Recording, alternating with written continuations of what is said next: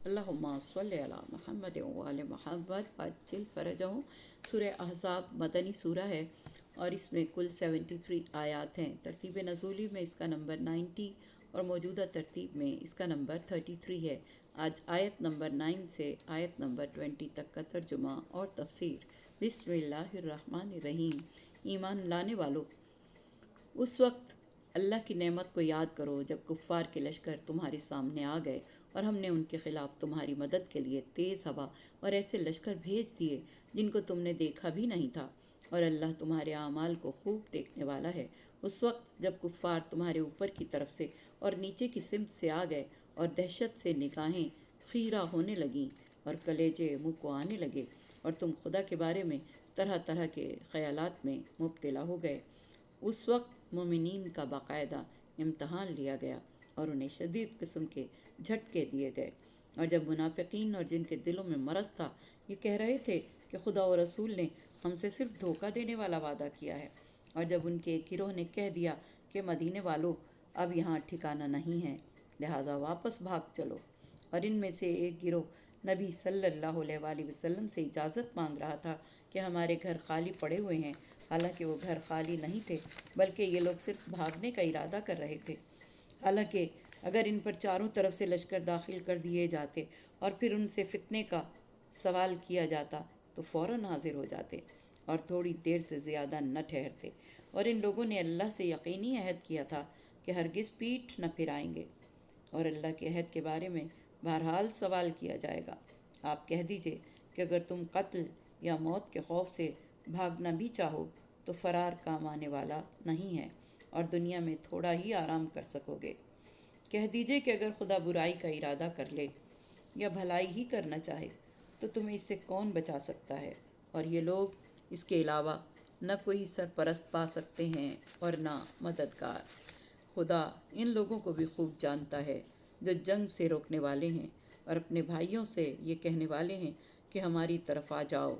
ये खुद मैदानी जंग में बहुत कम आते हैं, ये तुमसे जान छुड़ाते हैं, और जब खौफ सामने आ जाए तो आप देखेंगे कि जैसे इनकी आंखें यूं फिर रही हैं जैसे मौत की गशी तारी हो, और जब खौफ चला जाएगा तो आप पर तेज़ तर ज़बानों के साथ हमला करेंगे और इन्हें माल गनीमत की हिरस होगी। ये लोग शुरू ही से ईमान नहीं लाए हैं, लिहाजा खुदा ने इनके आमाल को बर्बाद कर दिया है और खुदा के लिए ये काम बड़ा आसान है। ये लोग अभी तक इस ख्याल में हैं कि कुफ़ार के लश्कर गए नहीं हैं। अगर दोबारा लश्कर आ जाएं तो ये यही चाहेंगे कि काश देहातियों के साथ सहराओं में आबाद हो गए होते और वहाँ से तुम्हारी ख़बरें दरियाफ्त करते रहते, और अगर तुम्हारे साथ रहते भी तो बहुत कम ही जहाद करते। ये सूरा जंग अहज़ाब के मौके पर नाजिल हुआ, यानी 5 हिजरी में, इसीलिए इसका नाम ही अल अहज़ाब यानी तमाम पार्टियों वाला सूरा है। जब हुज़ूर अकरम सल्लल्लाहु अलैहि वसल्लम ने बनी नज़ीर को मदीना से जिलावतन किया, जिसकी तफसील परवरदिगार दो आलम ने सूरह हश्र यानी सूरह बनी नज़ीर में बयान की है, तो वो मदीने से निकलकर खैबर में जाकर आबाद हो गए। उनके सरदार का नाम ख़ुई इब्न अख्तब था। वो अबू सुफियान के पास गया और उससे कहा कि मोहम्मद सल्लल्लाहु अलैहि वसल्लम ने तुम्हें भी बर्बाद किया और हमें भी तबाह कर दिया। उन्होंने हमें और हमारे दूसरे कबीले बनु कैनका को मदीने से निकाल दिया है, हमारी ज़मीनों और जायदाद पर कब्ज़ा कर लिया है। तुम लोग उनके ख़िलाफ़ जंग करो। इस वक्त हमारे रिश्तेदारों का एक कबीला अभी वहाँ मौजूद है जो बनु कुरैज़ा हैं। उनके पास 700 जंगजू जवान मौजूद हैं। इस वक्त उनके और मोहम्मद सल्लल्लाहु अलैहि वसल्लम के दरमियान अमन मुआहदा है। मैं उन लोगों को अहद शिकनी की तरग़ीब दूंगा और मैं यकीन से कह सकता हूँ कि वो मेरा कहा ज़रूर मानेंगे। तुम कबाइल अरब का दौरा करो और पूरे अरब कबाइल पर मुश्तमिल एक मुत्तहिदा फ़ौज बनाओ और मदीने पर हमला करके मोहम्मद सल्लल्लाहु अलैहि वसल्लम का काम तमाम कर दो। तुम लोग ऊपर से हमला करना और नीचे से बनी कुरैज़ा हमला करेंगे। इस तरह से हम अपना मकसद हासिल कर सकेंगे। अबू सुफियान और ख़ुई इब्न अख्तब ने मिलकर कबाइल अरब के दौरे किए। यूँ 10,000 की फ़ौज जमा की। इस फ़ौज में इक़रा बिन हाबिस और बनी सुलैम का सरदार अब्बास बिन मरदास भी शामिल थे। حضور اکرم صلی اللہ علیہ وآلہ وسلم کو کفار کی نقل و حرکت کا علم ہوا تو آپ نے اپنے 700 ساتھیوں کو جمع کیا اور ان کے سامنے مسئلے کی نوعیت کو پیش کیا اور ان سے مشورہ طلب کیا۔ بزم صحابہ میں حضرت سلمان فارسی بھی موجود تھے۔ انہوں نے عرض کیا کہ یا رسول اللہ، اہل فارس کا رواج ہے کہ اگر حملہ آوروں کی تعداد زیادہ ہو اور دفاع کرنے والوں کی تعداد کم ہو تو وہ اپنے شہر کے گرد خندق کھود لیتے ہیں۔ دشمن جب وہاں آتا ہے تو وہ شہر میں داخل نہیں ہو سکتا۔ اس طرح چند دن محاصرہ کرنے کے بعد دشمن واپس چلے جانے پر مجبور ہو جاتے ہیں۔ حضور اکرم صلی اللہ علیہ وآلہ وسلم کو حضرت سلمان کا مشورہ پسند آیا اور وحی الہی نے بھی اس کی تائید کی۔ حضور اکرم صلی اللہ علیہ وآلہ وسلم نے حکم دیا کہ حملہ آوروں کے آنے سے پہلے احد سے راتج تک ایک وسیع و عریض خندق کھودی جائے اور فرمایا کہ خندق 20 فٹ گہری اور 30 فٹ چوڑی ہونی چاہیے۔ حضور اکرم صلی اللہ علیہ وآلہ وسلم کے فرمان پر صحابہ نے کسیاں اور کھدال اٹھائے اور خندق کھودنے کے لیے چل پڑے۔ حضور اکرم صلی اللہ علیہ وآلہ وسلم نے بھی ایک کھدال اٹھایا اور آپ صلی اللہ علیہ وآلہ وسلم نے بھی خندق کھودنا شروع کی۔ سارا دن آپ خندق کھودتے رہے اور حضرت علی علیہ السلام مٹی اٹھاتے رہے۔ اس دوران میں آپ یہ شعر پڑھتے جا رہے تھے کہ آرام و آسائش ہے تو فقط آخرت کی زندگی میں، خدایا انصار و مہاجرین پر رحم فرما۔ جب صحابہ نے حضور اکرم صلی اللہ علیہ وآلہ وسلم کو بنفس نفیس خندق کھودتے ہوئے دیکھا تو وہ اور بھی زور و شور سے خندق کھودنے لگے۔ حضور اکرم صلی اللہ علیہ وآلہ وسلم مسجد فتح میں تشریف فرما تھے۔ کھدائی کے دوران ایک پتھر نمودار ہوا جو کسی طرح سے بھی ٹوٹنے میں نہیں آتا تھا۔ صحابہ نے اسے توڑنے کی از حد کوشش کی لیکن کامیاب نہ ہو سکے۔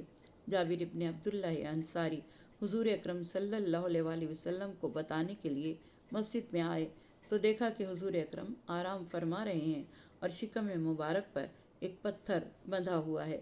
انہوں نے عرض کیا کہ یا رسول اللہ، خندق میں ایک پتھر نمودار ہوا ہے جو کسی طرح سے ٹوٹنے میں نہیں آتا۔ یہ سن کر آپ اٹھے، وضو کیا، کچھ پانی پیا اور اس پانی کی ایک کلی اس پتھر پر ڈالی۔ پھر آپ نے کھدال اٹھایا اور پتھر پر مارا۔ اس وقت ایک روشنی نمودار ہوئی اور شام کے محلات دکھائی دیے۔ دوسری بار جب کھدال پتھر پر مارا تو مدائن کے محلات دکھائی دیے۔ آپ صلی اللہ علیہ وآلہ وسلم نے ارشاد فرمایا کہ تم نے جو جو علاقے دیکھے ہیں ان قریب خدا ان شہروں پر تمہیں تسلط عطا فرمائے گا۔ اس کے بعد پتھر ریت کی طرح نرم ہو گیا۔ حضرت جابر ابن عبداللہ انصاری نے حضور اکرم صلی اللہ علیہ وآلہ وسلم سے عرض کی کہ یا رسول اللہ، کیا آپ کھانا کھائیں گے؟ آپ صلی اللہ علیہ وآلہ وسلم نے فرمایا کہ یہ بتاؤ کہ تمہارے گھر میں کیا کچھ ہے؟ انہوں نے عرض کیا کہ یا رسول اللہ، ایک بکری ہے جو 1 سال سے کم عمر ہے اور 1 سا جو موجود ہے۔ آپ صلی اللہ علیہ وآلہ وسلم نے فرمایا کہ جاؤ بکری ذبح کر کے پکاؤ اور روٹیاں تیار کراؤ۔ جب کھانا پک جائے تو مجھے آ کر اطلاع کرنا۔ جابر نے گھر جا کر کھانا تیار کرایا اور حضور اکرم صلی اللہ علیہ وآلہ وسلم کی خدمت میں آ کر آہستہ سے عرض کیا کہ یا رسول اللہ، کھانا تیار ہے، اگر آپ کسی کو اپنے ساتھ لانا چاہیں تو ضرور لے آئیں۔ حضور اکرم صلی اللہ علیہ وآلہ وسلم نے خندق کے کنارے کھڑے ہو کر آواز دی، لوگو جابر کے گھر چلو۔ 700 افراد خندق کھودنے میں مصروف تھے، وہ سب حضور اکرم صلی اللہ علیہ وآلہ وسلم کے ساتھ چل پڑے۔ جابر تیزی کے ساتھ دوڑ کر اپنے گھر آئے اور اپنی زوجہ سے کہا کہ حضور اکرم صلی اللہ علیہ وآلہ وسلم 700 افراد کے ساتھ ہمارے گھر آ رہے ہیں۔ بیوی نے کہا، تم نے حضور اکرم صلی اللہ علیہ وآلہ وسلم کو کھانے سے آگاہ کر دیا تھا؟ انہوں نے کہا، میں نے بتا دیا تھا کہ 1 بکری اور 1 سا جو ہے۔ تب اس خاتون نے کہا، پھر تم ہرگز فکر نہ کرو، اللہ تعالیٰ اس میں برکت ڈالے گا۔ حضور اکرم صلی اللہ علیہ وآلہ وسلم تشریف لائے۔ ہانڈی کو دیکھ کر فرمایا، خدا تجھ میں برکت دے۔ پھر آپ نے تنور کی طرف دیکھ کر فرمایا، خدا تجھ میں برکت دے۔ پھر آپ نے فرمایا، 10 افراد کی ٹولیوں کو اندر بلاؤ۔ 10 افراد آتے، پیٹ بھر کر کھانا کھاتے، مگر برتن میں کھانا جوں کا توں موجود رہتا، بس کھانے پر ان کی انگلیوں کے نشان باقی رہتے۔ آپ نے فرمایا کہ جابر، بکری کی ران لاؤ۔ وہ ران لائے۔ حضور اکرم صلی اللہ علیہ وسلم نے بھی گوشت کھایا اور آپ کے ساتھیوں نے بھی جی بھر کر گوشت کھایا۔ حضور اکرم صلی اللہ علیہ وسلم مسلسل ران مانگتے رہے اور جابر لاتے رہے۔ آخر کار حضرت جابر نے عرض کیا کہ یا رسول اللہ، ایک بکری کی اتنی رانیں تو نہیں ہوتی۔ آپ صلی اللہ علیہ وسلم نے فرمایا کہ اگر تم خاموش رہتے اور رانیں لاتے رہتے تو نہ جانے کتنی رانیں لے آتے۔ 700 افراد نے جی بھر کر کھانا کھایا، مگر کھانا ویسے کا ویسے ہی بچا رہا۔ کچھ دنوں میں خندق مکمل ہوئی۔ خندق پر 8 چوکیاں قائم کی گئیں اور ہر چوکی پر کچھ مہاجرین اور انصار کو متعین کیا گیا۔ خندق کی تکمیل کے 3 دن بعد کفار کا لشکر مدینہ آیا۔ جب انہوں نے خندق دیکھی تو سر پیٹ کر رہ گئے اور کہنے لگے کہ عرب اس طرح سے جنگ نہیں کرتے۔ معلوم ہوتا ہے یہ ان کے فارسی ساتھی کا مشورہ ہے۔ 10,000 کے لشکر نے خندق کے پار خیمے لگائے اور مدینے کا محاصرہ کر لیا۔ آدھی رات کے وقت حی ابن اخطب بنی قریظہ کے قلعے کے دروازے پر پہنچا اور قلعے کا دروازہ اندر سے بند تھا۔ کعب بن اسد نگرانی پر مامور تھا۔ حی ابن اخطب نے دروازے پر دستک دی۔ معلوم ہوتا ہے کہ یہ حی ابن اخطب ہے۔ کعب بن اسد نے وہاں پر موجود افراد سے کہا اور اپنی قوم کی جلاوطنی کے بعد اب یہ تمہیں تباہ کرنے کے لیے یہاں آیا ہے۔ مجھے اس کی آمد کا مقصد پہلے سے معلوم ہے۔ یہ ہماری قوم کو عہد شکنی کی ترغیب دے گا، جبکہ ہم محمد صلی اللہ علیہ وسلم سے معاہدہ امن کر چکے ہیں اور انہوں نے آج تک معاہدے کی خلاف ورزی نہیں کی۔ اس کے بعد وہ دروازے کے قریب آیا اور کہا کہ کون ہے؟ حی ابن اخطب نے کہا کہ میں حی ابن اخطب ہوں، میں دنیا بھر کی عزت کا تمہارے لیے پیغام لایا ہوں۔ کعب بن اسد نے کہا مجھے تیرے پیغام کی حقیقت کا پہلے ہی سے اندازہ ہے، تو دنیا جہان کی رسوائی لے کر یہاں آیا ہے۔ حی ابن اخطب نے کہا قریش اپنا لشکر لے کر مقام عقیق پر آ چکے ہیں، ان کے ساتھ ان کے حلیف بنی کنانہ بھی ہیں۔ قبیلہ فزارہ کے سردار اپنے لشکر کو لے آئے ہیں، ان کی فوجیں مقام رغابہ پر قیام پذیر ہیں۔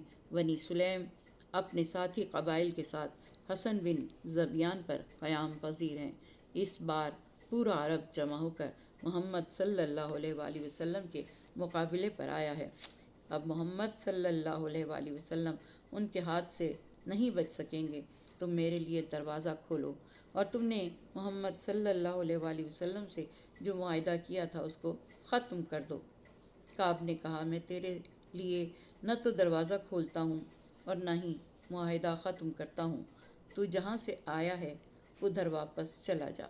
حی ابن اخطب نے اسے طعنہ دیتے ہوئے کہا کہ میں جانتا ہوں تو دروازہ کیوں نہیں کھولنا چاہتا۔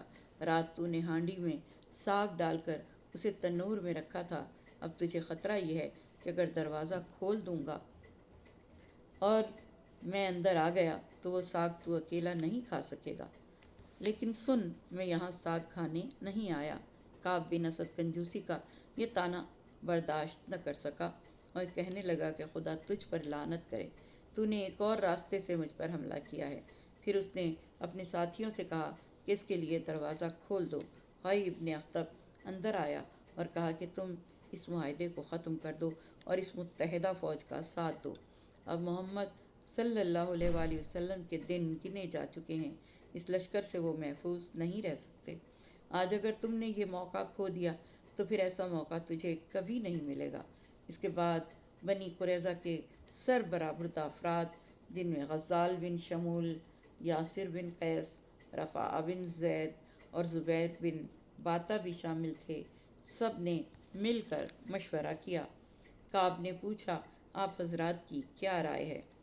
ان سب نے کہا کہ تم ہمارے سردار ہو، اگر تم عہد شکنی کرو گے تو ہم بھی عہد شکنی کریں گے، اور اگر معاہدے پر کاربند رہنے کا اعلان کرتے ہو تو ہم بھی معاہدے پر قائم ہیں۔